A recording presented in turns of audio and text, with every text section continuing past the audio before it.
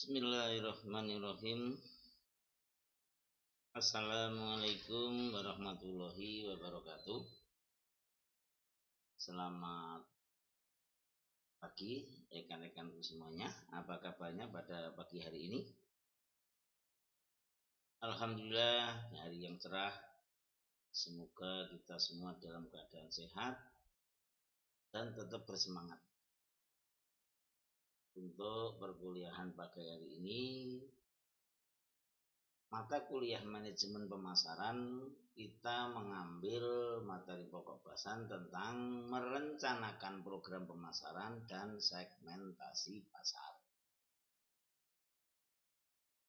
Baik rekan-rekanku semuanya, sebelum kami memulai, kami ingatkan dulu untuk absensinya, nggih. Jangan sampai lupa absensi disiakat dan sejak rugi sendiri di akhirnya. Nanti kalau absensinya kurang, nilainya nggak keluar, siswa pada protes. Baik rekan-rekanku, sebelum memulai untuk perkuliahan pada kesempatan ini, seperti biasa kami sampaikan terkait dengan tujuan pembelajaran untuk materi pokok bahasan tentang merencanakan pemasaran dan segmentasi pasar. Tujuan pembelajaran dari bab ini adalah mahasiswa mampu, yang pertama, mengerti dan memahami arti perencanaan pemasaran.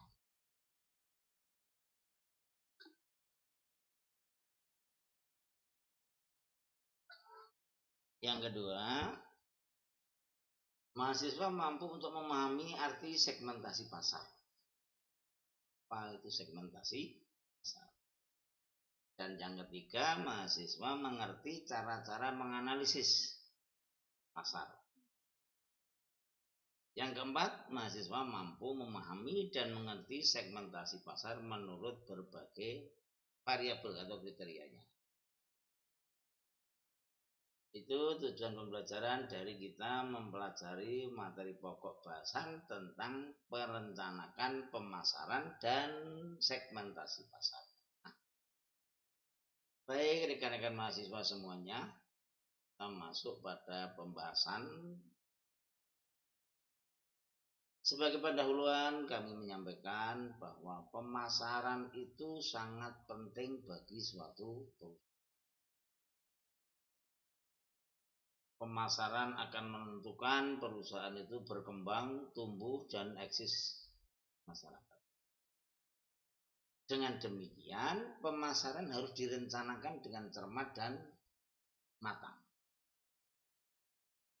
Selain pemasaran berorientasi untuk keberlangsungan perusahaan, perencanaan pemasaran penting dilakukan karena apa? Pemasaran itu memerlukan anggaran yang tidak sedikit. Dengan demikian, anggaran itu harus dimanfaatkan sebaik-baiknya untuk keberhasilan pemasaran. Dengan kata lain, anggaran yang dikeluarkan harus efisien. Selain itu, perencanaan pemasaran juga diperlukan karena apa? Pasar itu sangat bermacam-macam, sangat heterogen. Karena pasar itu bermacam-macam, kita harus bisa merencanakan secara matang rencana pemasaran yang ada. Saudara bisa melihat saat ini bagaimana produk-produk di sekeliling kita sangat beraneka macam, sangat beraneka ragam. Yang kelas A, kelas B, kelas C, dan segala macam. Nah, pasar yang tersedia juga beraneka macam. Anda sekali-sekali bisa melihat di pasar-pasar tradisional atau pasar-pasar mall, supermarket. Anda bisa melihat bagaimana produk bermacam-macam. Kita contohkan produk sabun mandi. Ada banyak sekali sabun mandi. Mungkin ada juga produk-produk sabun mandi yang baru muncul. Selain pasar yang heterogen, pasar yang bermacam-macam, tidak kalah pentingnya adalah apa yang dimaksud dengan segmentasi pasar. Cakupan pasar, ceruk pasarnya yang mana? Contoh dari sabun mandi tadi, segmentasinya apakah untuk anak-anak, apakah untuk orang dewasa, atau untuk semuanya? Ini perlu. Kalau misalnya sabun Swissel, sabun Kasen, itu segmentasinya kan sudah pasti itu untuk anak-anak. Tetapi kalau misalnya sabun Lifebuoy, sabun Lux, itu kan segmentasinya beda lagi. Nah, segmentasi pasar adalah bagaimana membagi pasar yang sesuai dengan potensi yang ada dan dengan kriteria produk yang ditawarkan. Kalau kita tadi menyampaikan produk Swissel atau sabun Kasen, oh berarti ini pasarnya yang sesuai adalah untuk potensi anak-anak. Potensi anak-anak, oh anak-anak yang 5 tahun ke bawah atau 2 tahun, 3 tahun. Nah, kriteria yang ditawarkan jelas adalah produk sabun untuk anak-anak. Nah, perencanaan pemasaran yang baik, segmentasi pasar yang tepat akan mendorong keberhasilan dalam satu pemasaran produk. Dengan demikian, bagaimana merencanakan pemasaran yang tepat, bagaimana merencanakan pemasaran yang cermat, kemudian sesuai dengan segmentasi pasar yang dituju akan mendorong keberhasilan, kesuksesan dalam satu pemasaran. Itu terkait dengan pendahuluan dari materi tentang perencanaan program pemasaran dan segmentasi pasar. Nah, kalau kita sudah bicara tentang bagaimana perencanaan pemasaran, kita sudah bicara tentang segmentasi pasar. Sekarang bagaimana kita menetapkan sasaran ataupun pasar sasarannya? Pasar sasaran dilakukan karena apa? Pasar yang bersifat heterogen, yang bersifat bermacam-macam, tidak homogen, tapi heterogen. Nah, alternatif pasar sasaran yang dilakukan adalah yang pertama, hanya ada penjual atau satu penjual satu produk. Dengan demikian, strategi pemasarannya adalah undifferent marketing, tidak membedakan pasar. Adapun yang kedua, bagaimana alternatif pasar sasaran adalah memilih segmen pasar yang tertentu.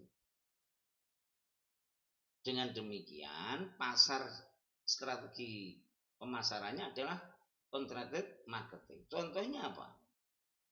Kita ingin menjual produk-produk sarana pertanian. Ya obat-obatan, ya alat-alat pertanian, ya pupuk. Nah, kita harus terkonsentrasi pemasaran pada pasar sasaran yaitu petani. Kalau kita ingin menjual pupuk, ingin menjual obat-obat pertanian, pemasaran kita di tengah-tengah metropolitan ya nggak tepat. Mestinya di bapak-bapak, ibu-ibu petani. Dan yang ketiga adalah menjual berbagai macam produk. Kalau berbagai macam produk, strategi pemasaran yang dilakukan adalah differentiated marketing. Dibatasi. Dengan demikian, kalau kita sudah bicara tentang pasar sasaran yang dituju, kita kemudian bicara pola preferensi pasar. Saya ingin bertanya dulu kepada rekan-rekan, ketika saudara membeli suatu produk, kira-kira apa yang ada di benak saudara? Apa yang ada di pikiran saudara? Apa kira-kira? Yang pertama mesti harga. Saudara ingin menginginkan suatu produk barang tertentu, pakaian misalnya, wah ini pakaiannya bagus, kualitas oke, modelnya cukup bagus. Anda pertama lihat berarti kaitan dengan harga, ya enggak? Nah, setelah bicara tentang harga, oh kita bicara kualitas, wah memang bagus betul kualitasnya. Dari harga dan kualitas inilah yang akan menjadi preferensi dalam seseorang untuk membeli suatu produk. Mestinya kalau harganya rendah, kualitasnya juga relatif rendah. Tetapi kalau harganya bagus, dengan preferensi, kualitas juga yang bagus. Nah, pola pokok preferensi pasar ini ada 3 macam. Apakah pasar yang homogen, apakah pasar yang menyebar, ataupun pasar preferensi pasar yang berkelompok. Kalau pasarnya homogen, preferensi pasar yang homogen, sehingga antara harga dan kualitas itu membentuk lingkaran yang tepat.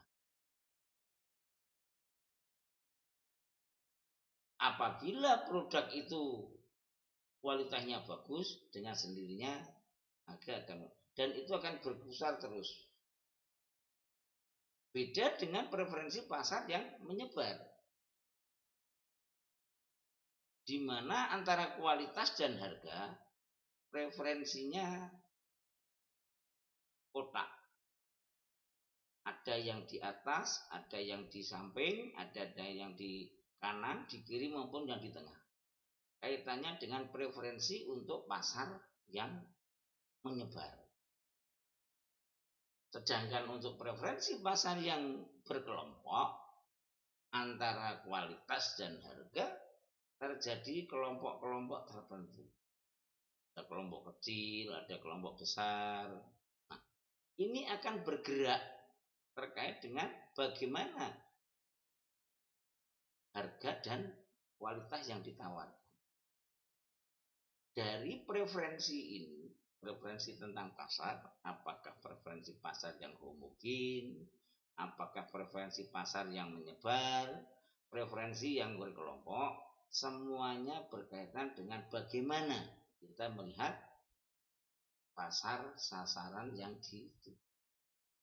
Apakah menggunakan undifferential marketing, apakah menggunakan contracted marketing, atau menggunakan differentiated marketing. Semuanya akan kelihatan dalam bagaimana pemasar melihat preferensi pasarnya. Itu sebelum kami lanjutkan, silahkan kalau ada yang ditanyakan rekan-rekan semuanya, monggo.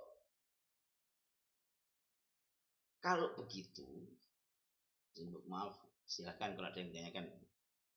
Beri waktu dulu.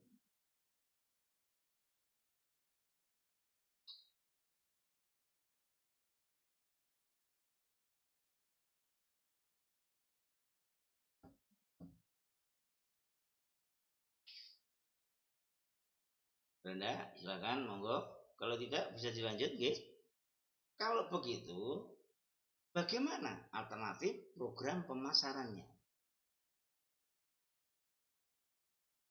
Dari pola pokok preferensi pasar, maka perusahaan mempunyai alternatif dalam merencanakan program pemasarannya.